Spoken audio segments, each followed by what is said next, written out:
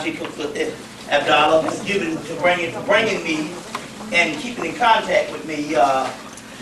Glad to be back here in the D.C., Virginia area. Last time I was here was in January. Very interesting meeting because I usually don't have a lot of lectures early January, but I think it was a spiritual thing because I was supposed to pick up a residence here. So one of the sisters that reside here is now staying at my house. So it was one of those things where a love connection was made. A love connection was made. So I realized the reason why I had to come to DC so early, because usually the lecture season, early January is, I never get into lectures that early because it's after Christmas, and even though we say we conscious and all, still yet. It's after Christmas, and it's the end of the year, and no matter whether you conscious or not, nobody has no money. You know what I'm saying? All the money's gone. Nobody has any money. That don't have nothing to do with celebrating Christmas. It's just that that white man makes sure that he's paid in full by the beginning of the year. That's right. And so, you know, and all types of things. So, and all of a sudden I got this lecture early in January, and I realized what it was is to make this love connection. And so she moved down, Sister Linda, and she has a spiritual name, Babylonia, that came through. Sister Linda, Latin, she moved down in March. And which was cool because it had been almost maybe 3 years or 4 years between me and my other permanent mate at that particular time, and you know how it is. I call myself cleaning up the house. I said I got the house thoroughly clean. So she came down, moved in, and cleaned for 3 weeks. So the house, I guess a man's clean is different than a woman's clean. We will sweep around the table, they will sweep up under the table. So that's been kicking pretty good. So made this love connection, and a whole lot of powerful things started happening. And I'm telling this story when certain spirits, certain energies come together. When they start, and the whole atmosphere changes.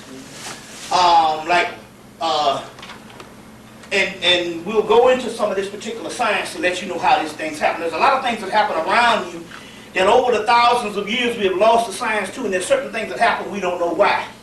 But apparently when certain energies come together, I mean, whenever we would start to bumping and grinding, it would rain and thunder and lightning every time. So much, I guess because of the newness of the relationship, until the roof started leaking. And by Hurricane Gene, the whole ceiling fell in, doggone it. But it's, and I say that it's in a joking manner, but in so many words, it's also a testimony of how much power people can have, especially conscious people. Especially conscious people. We're going to go into some of those particular sciences at this particular time, and we are so late in the game. Now, white folks have been into this esoteric teachings since the late 1800s. And believe it or not, the father of what we call Western esoteric teachings as far as modern, and I'll give you a rundown on the history of this stuff, all starting from ancient Africa, ancient Kemet, ancient mystery system. But believe it or not, the modern father, which would be the late 1800s, is also a black man by the name of Pascal Beverly Randolph. Pascal Beverly Randolph. And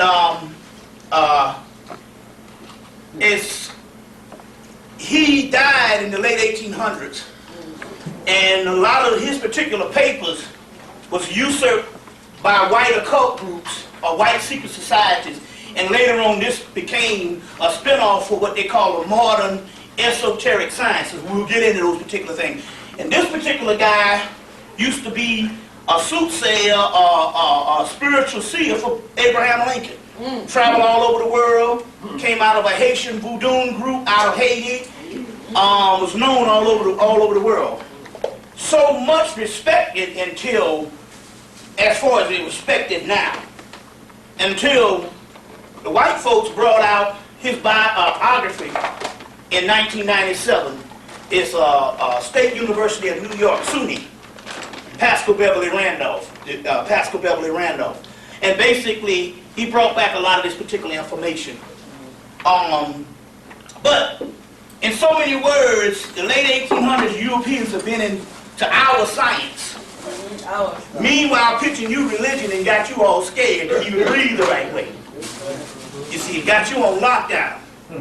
And now here it is, we are we talking about almost 130 years later from the resurgence of this ancient information that basically also was preserved in Europe after the Moors. The Moors ruled in Europe and basically dominated the European landscape for 700 years and taught them basically everything, even how to dress, including the famous suit coat that you think is European comes from Africa, Nigeria. The same suit coat, the business coat. All of the royal red coats that you see as far as their army uniforms with all of the brass buttons and all of that stuff is Moorish in origin. So 90% of what you see that you're thinking is European, even from anything that you see the Europeans wearing in the 18th century, 1800s, 1700s, 1600s, is all Moorish and African garb.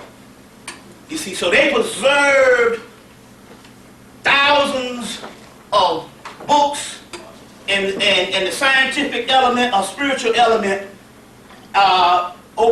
from 16 universities in Spain. From 16 universities. One in Spain's University of Salamanca, but 16 universities all over Europe, and basically preserved that particular information and tried to usurp it and make it their own. And as a result, we're looking at science and this spiritual stuff and thinking it's some white people made up stuff and we're all scared, and then they put you in religion. And as a result, it's backwards right now. To give you an example, you are scared of mythology, which mythology is sublime science. They give you some devil that doesn't exist, and you've been afraid of that, all this so-called evil thing all your life, and yet you're not afraid of the people you turn your lives over to every day. Give me an example. We just had an election that went on. So-called.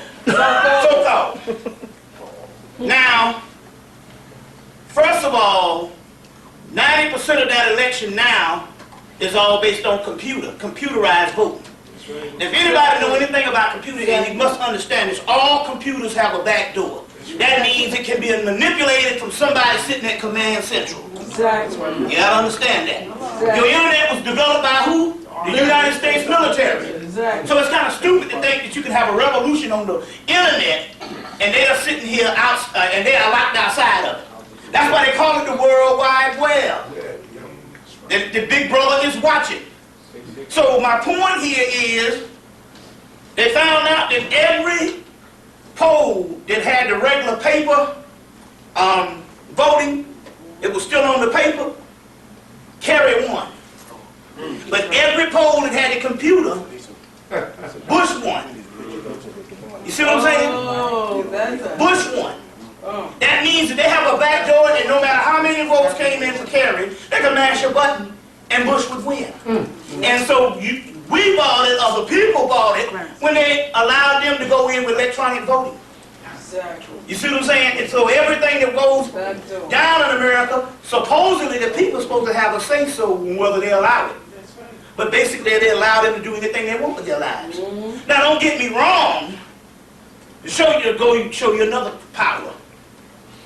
That Wednesday and that Thursday in Atlanta, by being a heavy populated black city, it was dreary. I mean, the sun didn't come out at all for 2 days. That's because so many black people was crying the blues over so-called losing. You see, the whole Democrat thing, crying the blues until it affected the weather.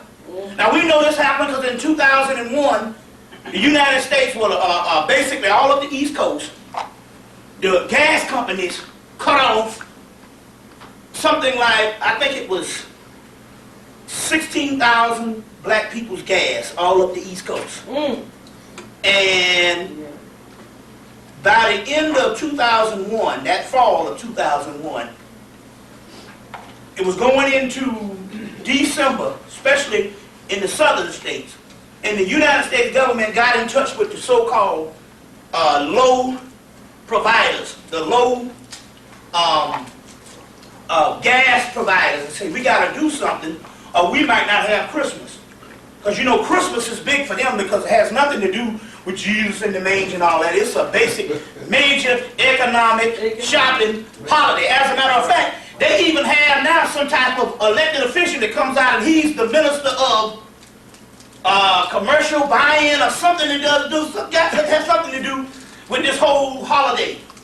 So they say, now look, we know that the cold weather, because it's all mind control, affects the people. So we have to do something, because what had happened is this, going back to this stuff about we having the power.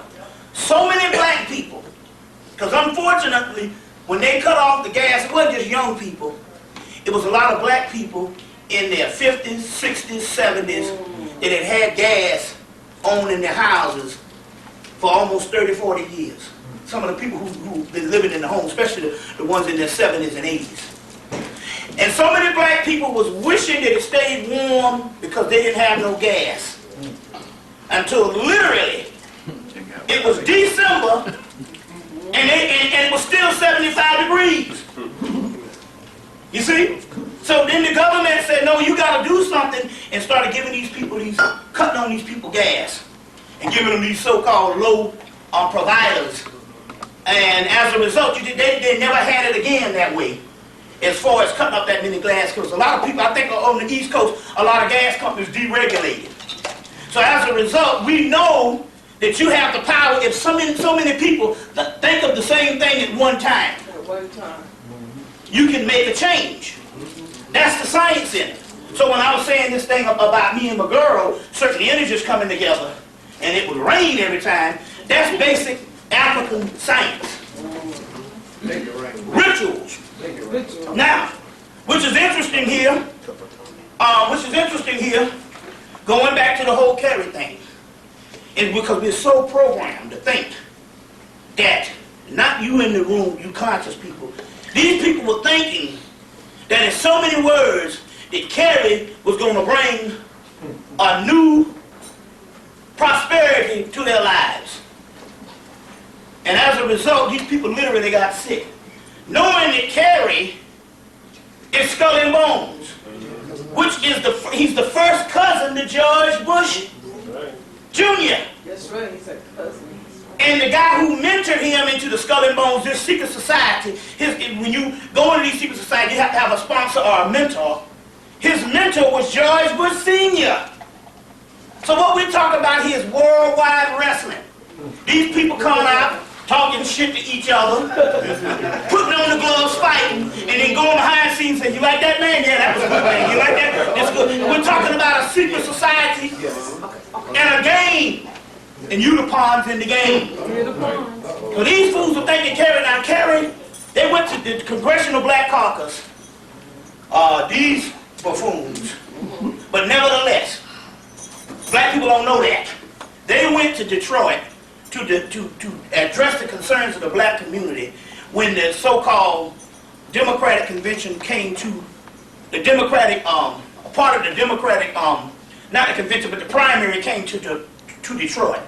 And they asked all of the so-called Democratic people that was running for president to come and address the Congressional Black Caucus in Detroit. And nobody showed up but Al Sharpton. So that let you know that Carrie. Now first of all, if you think that this white boy who didn't see no wartime, only a National Guard time, George W. Bush, was bad, what do you think about a cracker that went to Vietnam and fought in Vietnam? So the point here is you were still going to get the same thing. Because there's no such thing as, here goes another not mind control. There's no such thing as Democrat or Republican. It's It's the same party. You had 8 years of Clinton. Clinton was the worst president to ever sit in the seat for black people. 90% of most black people went to jail under Clinton. Black men. Most of your social programs were closed up under Clinton. They even killed the head of the Democratic Convention, Democratic Party, Ron Brown, under Clinton. Shot him in the back of the head. Yeah, Ron Brown. He was on a plane crash. Gone. Yeah, right. Shot him in the back of the head. There was a girl from Spelman that went to Spelman College down in Atlanta that was with him. She was the only survivor.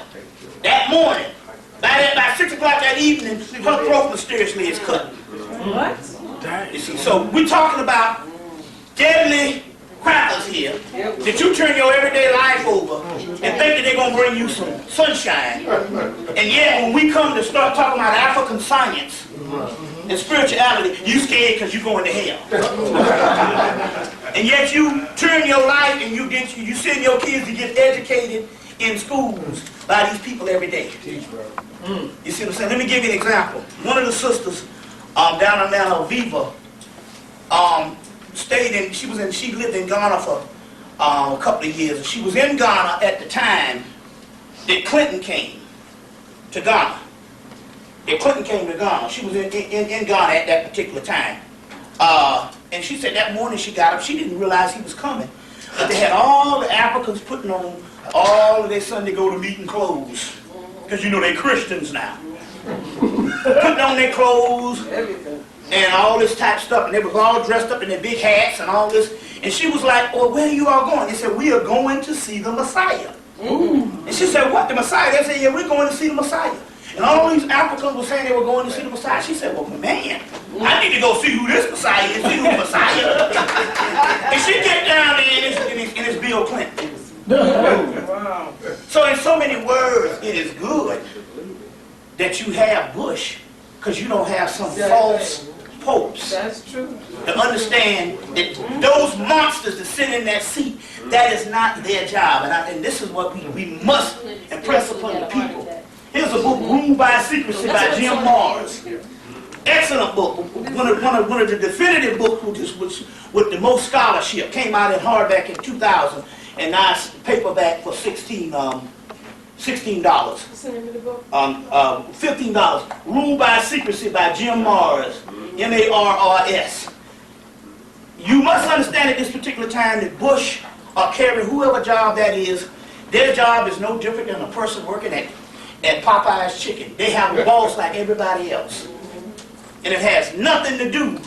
And the thing about it here is we're talking about a secret society that's got to jump on black people that you're thinking that you somewhere in the 1970s and these people are thousands of years away from you and they're ruling by secrecy.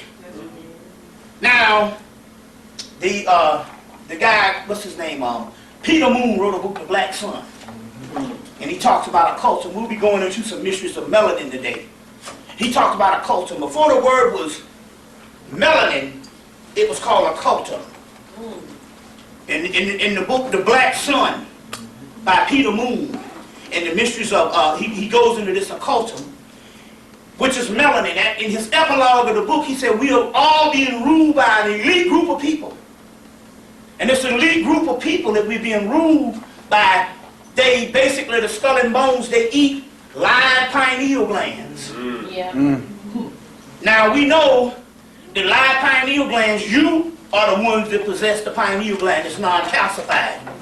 Now, another book, which is the flip side of that, that just recently came out, Dragon Legacy, by, what's the guy name? Dragon Legacy by, and I'll go into it, I'm going ahead of myself, but I just wanted to give you this particular information, because it has a lot to do with this Kerry thing.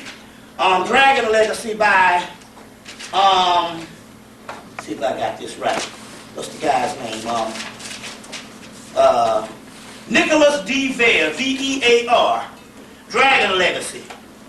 On like one of the last chapters in the book, he goes in and he talks about George W. Bush and George Bush Sr. eating live pineal glands.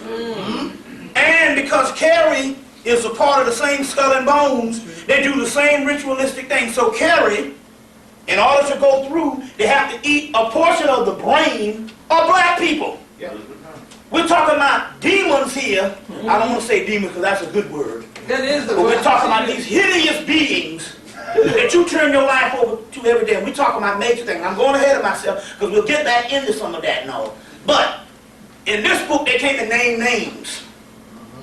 You see, the Black Sun book said that the skull and bones is called the obscene rite, which I heard mentioned in a movie they didn't release in this country until the video years later. It was, you remember Christopher Lee used to play Dracula? From the 60s, you had Christopher Lee in the American International Movie Company, and that was the Dracula before, before the modern Dracula. It was Christopher Lee from the late 50s until the 70s. And his last movie, the last movie in 1975 was called The Satanic Rites of Dracula. And they just released it, I think, in the late 90s. And in there they talk about, it said, one guy had witnessed a ritual, and they said, what did you see? He said, I've seen obscene rites, which is the same rite where they eat a live pineal gland. It's called the obscene rite. Or where they take different portions of the brain and different body parts from black people, and they ingest it, or either they eat it with their food. It's called the oregano effect. You see, so we're talking about some vile beasts here, and yet we scared of our own energy. We scared of our own science. We scared of going to hell. You know what I'm saying? And right in your Bible, it says this heaven and this hell will pass away. But they're saying the heaven that you're looking for won't even be. That's right in the Bible. I'm kicking myself for not. It's right in the one of the. It's in there. It's in. It's in Revelation. Yeah. Yeah. And then, then this heaven and this hell will pass away. You know, this heaven and this hell will pass away. And it also goes and says in Revelation that the ones that will be lifted up to the Most High are the ones that was cast down before the foundation of the earth. Hell, that's Satan. So in this book, the Revelation is saying Satan is the one that's going to be raised up. If you understand what that whole Satan thing is, just like Lucifer fell like the morning, like the morning star, but then by the time you get to Revelation, Jesus is the morning star. Light. Same thing. The morning star, and Jesus is the morning star. And you must understand this, but the morning star is what? Venus. That's right. Venus is a feminine energy. So we're talking about a whole messianic complex that's left out of a female Messiah. All And it's right. all in the text. You look for a man, it's a damn woman. Now, I'm not talking about the great mother, I'm talking about the Messiah. You're looking for a man, and it's partly a woman. You see what I'm saying? Well, what better way if it's all going to be turned around? If everything is going to be backwards. You see what I'm saying? Everything is going to be backwards. Then obviously it would have to be something of the feminine mistress, and we'll go into that. But the Jews, the Israelis, the fake Hebrews, They hate the fake. the stolen legacy, they stole our science. Because the Hebrews is nothing but a branch of the Egyptians. Exactly. You know what I'm saying? It's the same family. You see. The Jews, the ones that rule now, ultimately in their secret society, they worship a feminine principle. It's the feminine principle. It's interesting here because Linda was telling me that when she grew up, they were Seventh-day Adventists. And it's interesting here that Sabbath is a goddess called the goddess Sabbath. It's a female. You see what I'm saying? That's in the book Hebrew. No, it's not Hebrew myths. This is called Hebrew Goddess, Raphael Patti. P-A-T-T-I. Raphael Patti. The Hebrew Goddess. Excellent book. Another book was the Hebrew Myths by Robert Graves and Raphael Patti, which is very hard to find. It's an excellent book. Dr. John Henry Clark mentioned that book years ago, Hebrew Myths. We're going into this because the mythology is higher than history in a particular aspect. Hebrew myths. I'm going ahead of myself. pour some libations, which is very interesting. I've been doing this thing since I started lecturing. How many people never heard me before? Okay. I've been lecturing since June of 1992. June of 1992, and basically I was a shoe designer. Was already hooked up by the Jews, and it's interesting because they got a guy now. I don't know if there's a guy now, the black guy that's real big in the shoe design. I think he comes from D.C. But before this guy came in the 90s, I was the new boy toy for the Jews in the late 80s because it's simple. You say, well, how you get hooked up? I was the one that could make them crackers a whole lot of money. And they told me so too. They said, look, we got you because you're going to make us rich. You see what I'm saying? Because I could design women and men's shoes. They was like, oh, well, you know, I could design damn near 30, 40 a night. The different styles. And so the guy was like, no, you're going to make us rich. So they basically I was already hooked up. It was already $1 million a year business already hooked up for me with a guy by the name of Roger Bowman out of New York, and I was designing for him and his wife. They had come down, they picked out a store in the Lenox Square Mall in Atlanta, Georgia. We had a warehouse in Florida. It was all hooked up. I walked right into it. But I was interested because I asked him, I said, man, I don't have no money. How you going to just give me all of this? How you going to give me all this? He said, look, it's simple, man. That's when I realized how people do when it comes to a lot of people you think that make it. He said, no, this is interesting. You're going to take a salary of $30,000 a year. We'll outfit you with a car, clothes, an expense account, and your little salary. And then all the people who invest, they're going to make their money out. They're going to make their money back. And then after 4 years of them making their money, if the company is still afloat, you get the company. So that's how I found out how people like Oprah and them were basically able to do that. Now, they had to sit back and take a salary. And it's a deal where the people get their initial investment out. You see what I'm saying? And then after that, then the company goes to them. It's interesting here because they had me under that deal, how they was going to do it. The company would go to me after about 4 years. I said, oh, so that's how it's done. He said, yeah, no, we're going to give you an expense account, the big car, the big Mercedes, Everything. the trinkets, which is no money. You know, suits, little old house, the little low-level shit. To make you look and appear as if you got money. Meanwhile, we're going to be making millions because we put our money in. Now it's a catch-22 because the simple fact here is after 4 years, it's just a design. What might be hot 4 years ago might not be hot now. You see what I'm saying? So after 4 years, they get their money out, they hand you a company that's defunct. Or you could be one of those people that your styles have made a name stay like a Calvin Klein or like a Ralph Lauren, or you see what I'm saying, or somebody that went above just the fad. And as a result, you could come in, it's a real good deal not having any money. And you could come into a company. So I said, oh, it's actually a good deal. Because, you know, about 2 or 3 years after we get out of college, we work on them little entry-level jobs, and then you get fired, you know, and the shit turn around. Anyway, I said, okay, I would have left about 2 or 3 of those entry-level jobs anyway. So this is cool. But it was interesting here because a group of brothers, there was a brother named Willie Smith, remember him? He was a fashion designer. And there was a guy by the name of Patrick Kelly, he was on the front cover of Essence. Ended up dying. Wow. With a quote-unquote thing of what they call AIDS, which don't exist. You see what I'm saying? Patrick Kelly just came of age in like 88, 89, and by 91 or 92, he's dead.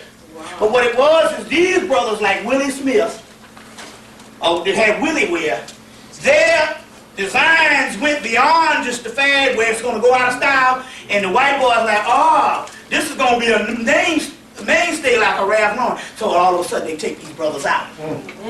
Then this Willie, the other guy, Patrick Kelly, oh, his stuff he's going to be a Christian DR. He's going to be bigger than just a fly-by-night.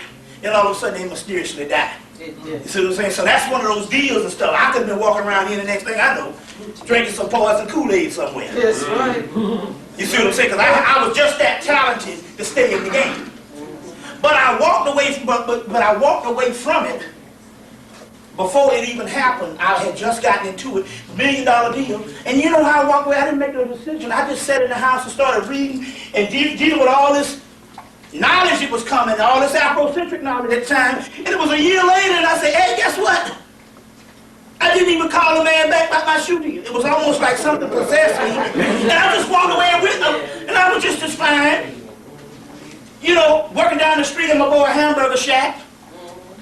I was just as fine. It was something like something possessed me.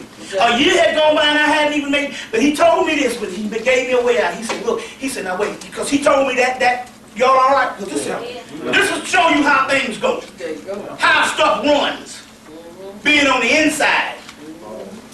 He said, look, he said, now we can go upstairs right now. He was at a family reunion. He said, I got a bunch of Jew boys up here. They can break you off. They can break you off $500,000 right now. And we can be on a plane to Italy next week to go get this thing started. And he stopped for a minute. And he said, no, I like you. I want you to go back, get you some black investors. Get you some black investors. And get in touch with me in about 2 months. So that was the spirit, you see what I'm saying, putting a heart to it, you see what I'm saying, before he got his claws in me.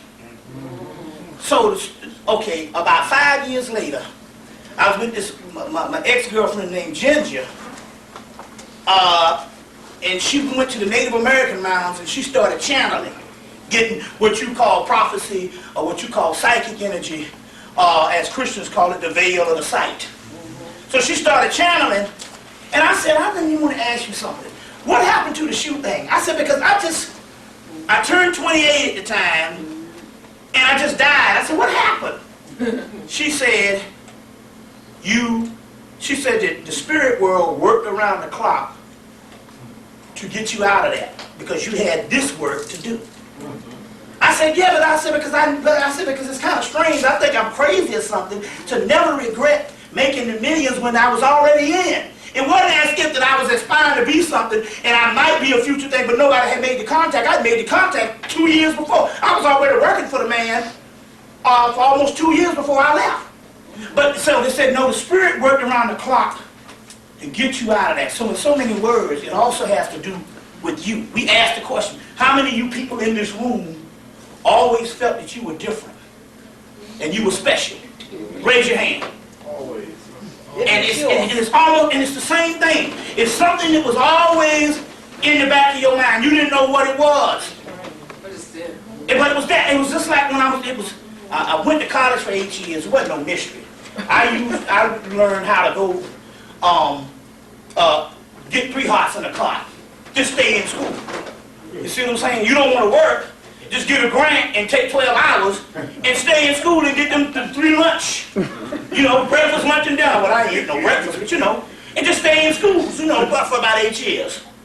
And I remember when I was at the first school at Benedict College, black college down in Columbia, South Carolina, I was standing up in one of the basketball coaches. He said, man, how you feel, man? He said, you know, you've been in college and stuff, man, and you got your education and all you feel. And I was standing there, and at this particular time, I didn't know. I said, I don't know nothing. I said, I thought when I went to this school that I would be educated, and I would have some type of wisdom and knowledge. I said, I don't know nothing. You know what I'm saying? I said, I know how to wear a suit better than I did in high school. You know what I'm saying? I know how to be a manicured Negro. But I said, I don't know. And I didn't know what it was that I was missing. You see what I'm saying? I mean, I had a great time. I partied. Now, like I said, all the stuff, you ever see the movie Animal House? All the stuff that went down on that movie, that's what we used to do. And whatever we used to do on the black college campus, the white boys was even worse than that, the stuff that they used to do on the white school. Yeah. But basically, I partied for 4 years, and I said, but even with what they had to give me, I said, I don't know nothing. I thought that I would know something, and I realized then there's no such thing as education in America. No such thing. The only kind of education is self-education. That's it. There's training. Understand the difference between being trained. They can train you, but they cannot produce a mind. All right. You can only do that. And that's the spiritual aspect. So in that particular quest, that's how these particular things go on. So we talk about a spiritual aspect, we're not talking about a religious aspect. Spiritual. We're talking spiritual. Amen. What's the difference? Huge difference. Do you know, go back and look at a lot of, just take the blinders off and look at a lot of religious people. Then what are they doing? And you'll find out there's a certain energy to them that ain't right. Ain't right. Exactly. It's almost like, you know, you find out all these scriptures and stuff, but it doesn't give you a chance to grow on a humane level. You know what I'm saying? There's something missing. That's because they have been hiding behind an indoctrination that was given to them at an early age, and as a result, they never developed on a spiritual level. At a spiritual level, it don't even have nothing to do with what you say. You could go around a person, and either the person can like you or not. Or you can, certain people could come in your path and you go, wait a minute, something ain't right about that person. I don't know what it is. My grandmother had that. We used to, my grandmother, I'd get in arguments with my grandmother, because when my friends would come up and go, and she would not even speak to them or getting real nasty with them and stuff, you know. I'm like, what is wrong? You know, what's wrong with you? And my mama said, well, you know she's always right. Whenever that happens, whenever there's a friend, and sure enough, sooner or later that friend you done got over on us or something, you know, or some kind of stuff that went down, but she could tell that person's energy, The energy. whether it was right or not, and she would make judgment. You know, she was a retired school teacher. She would make judgment right offhand. I don't like this nigga here. But my mama said, you know, I used to argue with her too when I was in high school and all this, and in college and stuff, and bring friends home. She said, but she's always right. You see what I'm saying? And you can tell right offhand when a person, and that's the type of energy we're talking about to cultivate. So going ahead of myself, we got a lot of information, a lot of good information as far as of June the 6th, 2004, which is 666. 666, which is the number of the beast. Where's the beast? Where's the beast? Right. But where's the physical beast? The physical beast sits in the middle of the earth. It is the Sphinx. It sits in the middle of the pyramids, which is Horus, Heru, Harmaku, Harmakis.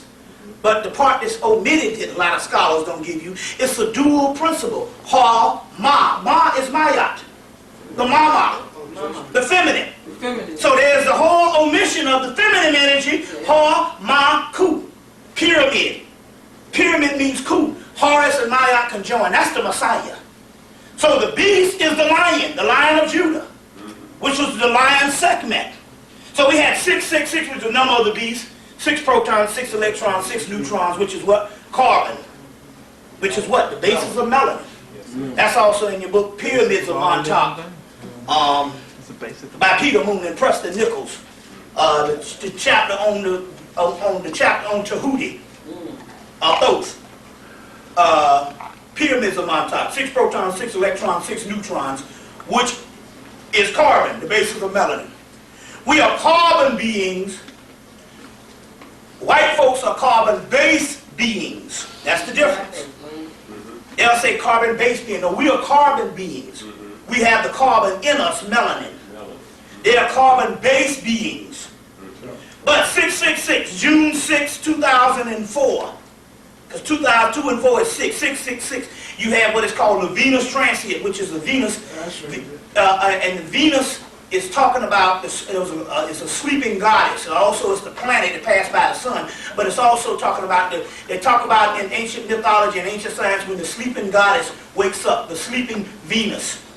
Now that energy is here now, you can take advantage of it, that energy is here now, and it's going through several entrances, and well, I'm going ahead of myself, and I'll go into the science because we got to get into this, of what that is, but you can take advantage of that, and so this Venus, at this particular time, it's a whole lot of prosperity.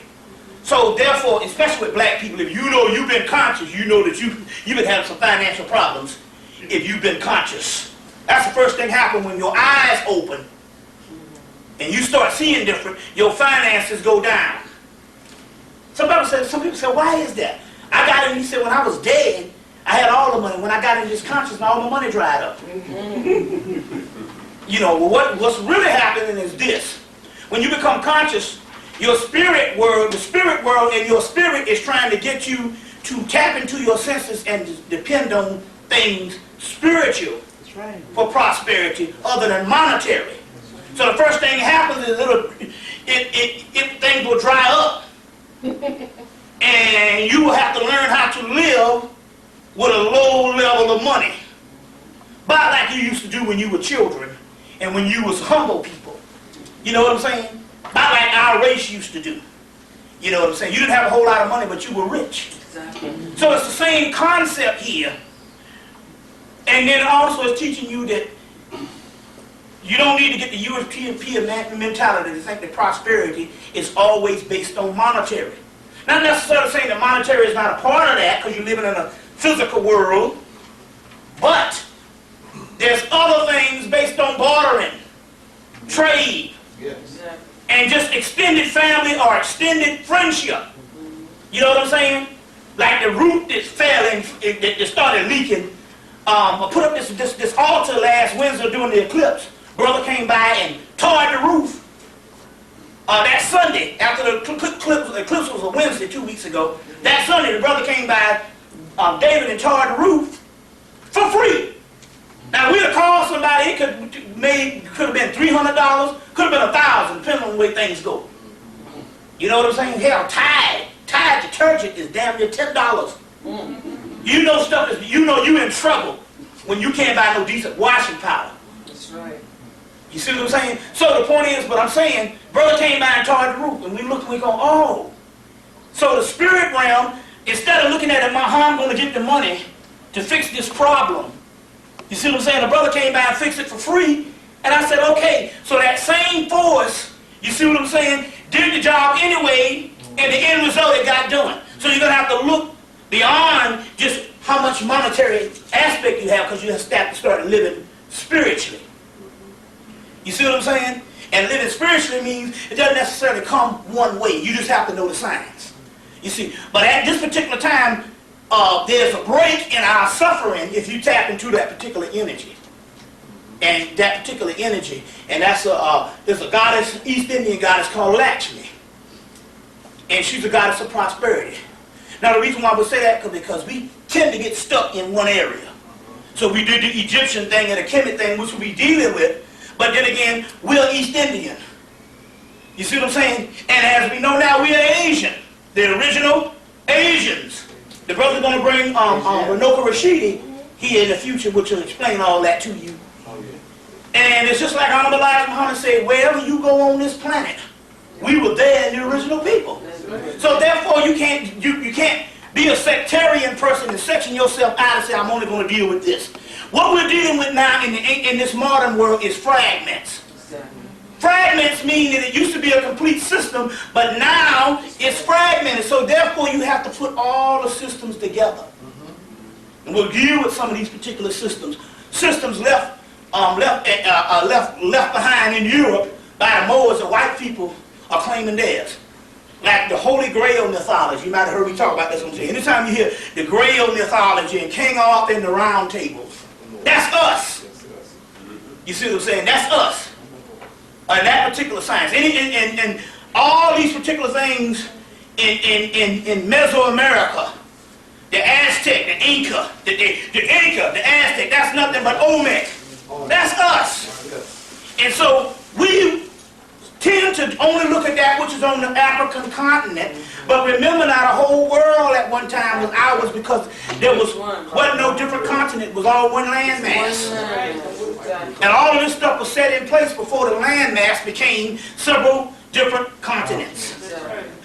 You see what I'm saying? Continental drift, and the white boy proved that in the 1900s. Now he proved it in the early 1900s.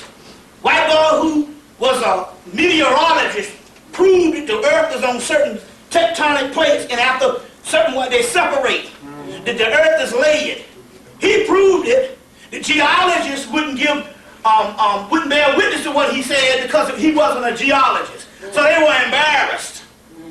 So as a result, they suppressed this man work until all the crackers died out, and then the younger generation came by who didn't remember this whole stupid fight, and they brought out this particular person's information on how they proved that the earth, it's separated because it's layered in certain tectonic plates. You have continental drift. And that's why you can put Africa together with South America. And that is why Cuba and Haiti and all of that is a part of the so-called ancient Atlantis that they talk about. Why? Remember they had a whole special, I wish I would have recorded it, on Cuba and Atlantis, and they got all these people around the world now doing excavations in Cuba and all this, for the simple fact that they know that was, if it was one landmass, they know that was a central point of this so-called mythical Atlantis. And they find all types of stuff there. And all, you know. So this particular part of the earth is extremely ancient too. That's why you get creation myths. The Native Americans say, well, our original origin is Montauk, Long Island. That's where the first man stood up. You say, no, the first man stood up in Mount Kilimanjaro. They got all these different places around the world where the so-called first man or woman stood up. And all of them are basically correct because it was all one landmass. One landmass, right. You see what I'm saying? It's all one landmass. Now don't get me wrong. We know our illustrious scholars didn't talk about a lot of this, but you must understand the difference. There's something political behind that too. When most of the Afrocentric science, it was laid down by Malepi Asante, Ivan Van Sertima, Ben and Clark, they were still a part of the university system. Now in the university system, in the collegiate system, they tell you two things. We got a certain system or a certain layout in which you have to adhere to, otherwise that's lumped into what is called speculation of theology. So therefore they were bound by being college professors that they had to adhere by a certain thing to be called legitimate to get certain programs, you see what I'm saying, for the students, certain money, certain tenure and all. They had to go by a certain aspect in which the whiteboard says there's a certain rule that I say based on history or lie agreed upon. You see what I'm saying? And even though you might dig into your origin, it has to be only Africa. You see what I'm saying? It has to be only Africa. It's about like,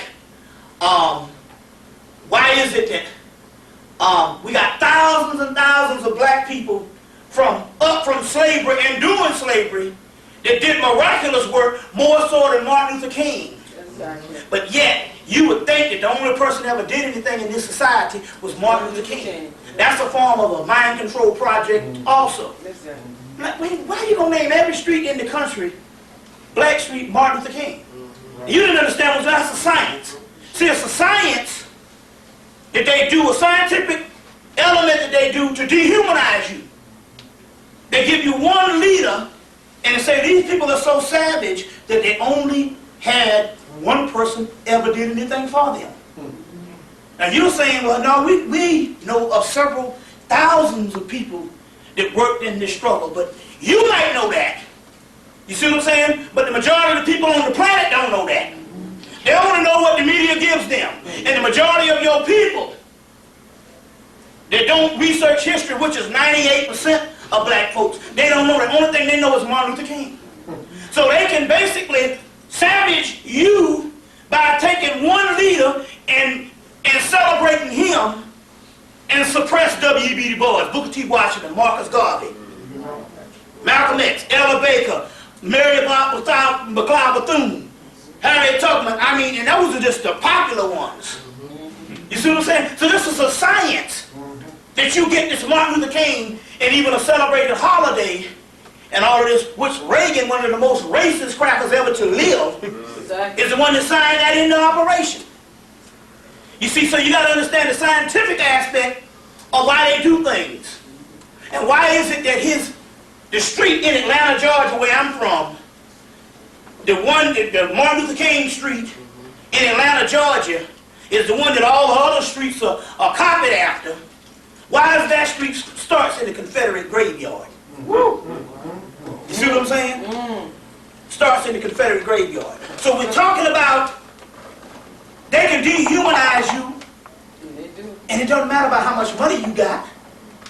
They can dehumanize you just by not writing you in a part of adequate history. That means you're not human.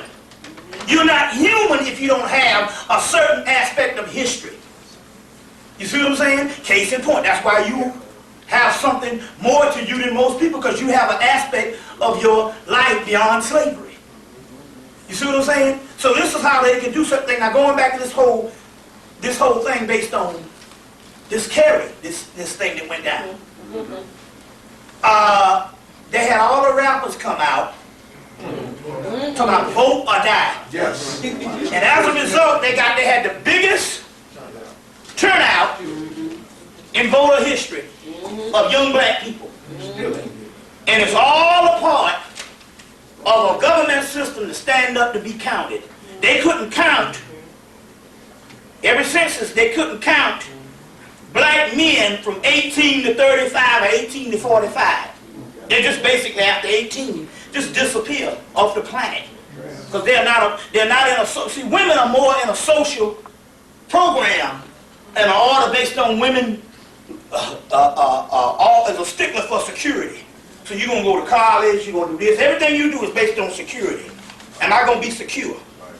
So therefore you are closely locked into the system compared to the black males. And they can't track the black males. They literally disappear after 18 after leaving the mama's house. You see what I'm saying? Because they don't vote, they don't do this, they don't do that. So they said, stand up to be counted, Big Brother needs to know where you are. So as a result, they came in and said, vote or die. This is a military thing. If you're in the military, and you sign up for the military, and you're in the military-industrial complex, they tell you you either fight or we can execute you, you die. Well, this is what this vote or die. Now, as a result, they ran to the polls, and they voted, and now they just registered for the draft. You're going to fucking die. Because you registered for the draft. How many niggas voted with that stuff? Congratulations. Your ass going to the rank. Congratulations. Mess around and vote. Our people died to vote. No, you're going to die. Fucking vote. Congratulations. They just signed you up for the draft. Not only that, this is when you knew something was going on. Anybody hear about this? They was going up to niggas on the street. Guys like, I can't vote, I'm a felon. That's all right. Felons can vote. You see what I'm saying? Vote or die. Guess what? The people, the brothers in prison, some of them are already being shipped out. They told the brothers in prison, you can get rid of 20 years by fighting. You got life, fight. Did that before. You see what I'm saying? Yeah. Some of them already shipped out. But they had a voter drive and they used these Negroes like Puff Daddy and the other guy, Russell Simmons. You got to understand something about these people. Remember Steve Copeland was talking about this, and I know this for a fact. Steve Copeland was talking about how a lot of people that they run the society, they mentor in college. They have these sponsors and they mentor them into the Boule or whatever the secret societies. And they go on being the Negroes, you see what I'm saying, and sell out your lives for you. Well, that's what they did with Puff Daddy at Howard. So they mentioned him on a certain secret society and funnel him right into the whole music industry so he could be over all these Negroes. You see, all of those particular people. Now, the reason why I know that for a fact is this: they're vote or die. See what I'm saying? Now, what they have done is that they've signed people up for the draft. So you voted, you automatically, it's beautiful. It's beautiful. Man, that white man is something. And he don't even have to be crafty. It's just that we have a analytical ability is obsolete in the black race. You see what I'm saying? It's obsolete. You have a training. You have a drone life, whereas you have a series of events that you do every day. But analytical ability is obsolete, especially in the ones that was born You know, they said this is different. They said there's a difference here that people who was born before television, they could perceive things more. Exactly. Exactly. See what I'm saying? Right now they say, you know, cut off that music and get some quiet time. You damn near kill yourself. You know what I'm saying? My girl be like, we need some quiet time. I'm like, okay, I'm counting the minutes on this one. But I'm just trying to say you can perceive things. So I'm trying to say this also. Your lives is taken over by a mind control system, whereas you don't analyze. The analytical ability is obsolete. It doesn't even work. It's atrophied. We have atrophied brains. You see, based on a system. So the vote or die, these particular people, you see, now they registered for the draft. Big brother has counted you. Now I know this for a fact. I did a lecture, did a conference up in New York on October the 9th. And the day after, I did a sit-down lecture,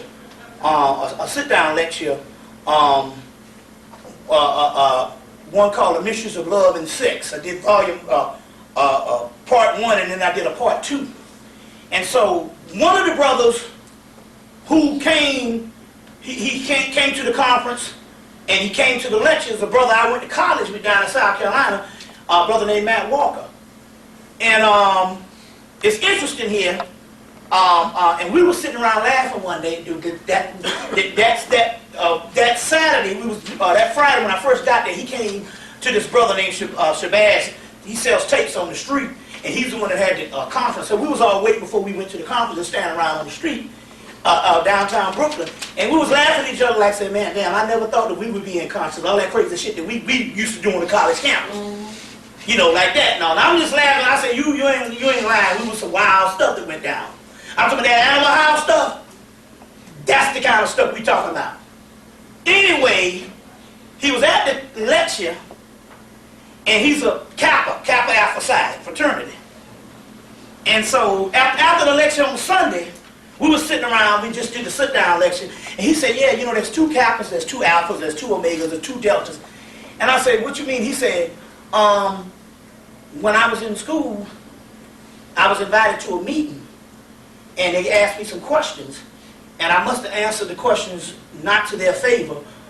It was too black conscious, or too much for the people. And they told him he can get up and leave. He said, I knew then. He said, I didn't know till years later that was a meeting to introduce me into the secret society of the Boule. And anybody know the Boule? That's the people, the advisors of the king. You know, you've heard Steve Cope talk about this. These Uncle Toms sell out Negroes. And he said, that was a meeting based on what you do. It would would induct me into that. They would, you know, take you aside and say, we want you to join Sigma Pi Phi fraternity. And he said, you know, so out of the fraternity members, there might be a third or less than that, a little small group. So don't think that everybody in the fraternity is a part of that. It's just a group of people they select out of the fraternity that will go on to be these Uncle Tom Negroes in this secret society. So he said, but I must have answered the question the wrong way because they told me to get up and leave. And I said, okay, hold on. I was in college. So I went to the bathroom and the Spirit said, this should happen to you too. I said, wait a minute now. I was a senior when this brother came. And I was a junior when he first came. I said, and actually I was online with him, but I had to get off of him because I was a senior the next year and they wanted to do 6 months. And I was like, I ain't getting into that old crazy stuff. And the Spirit actually spared me from pledging. Now that I know what I know now. But the problem was not based on the fraternity, because most fraternity is just based on a social club. But they said, you went through the same thing. And I said, wait a minute. They said, think back. And I said, oh. In